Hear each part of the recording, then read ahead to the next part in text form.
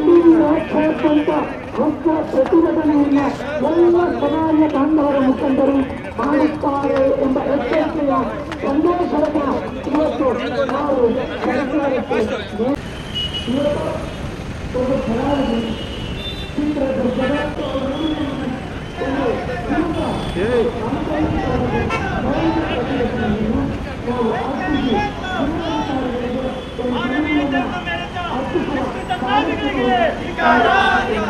ಮಾನವೀಯತೆಯನ್ನು ಬೇಕು, ಮಾನವೀಯತೆಯನ್ನು ಮೆರೆದ ವಿಕೃತ ಕಾವಿಗಳಿಗೆ, ಮಾನವೀಯತೆಯನ್ನು ಮೆರೆದ ವಿಕೃತ ಕಾವಿಗಳಿಗೆ ಬೇಕೇ ಬೇಕು, ಬೇಕೇ ಬೇಕು.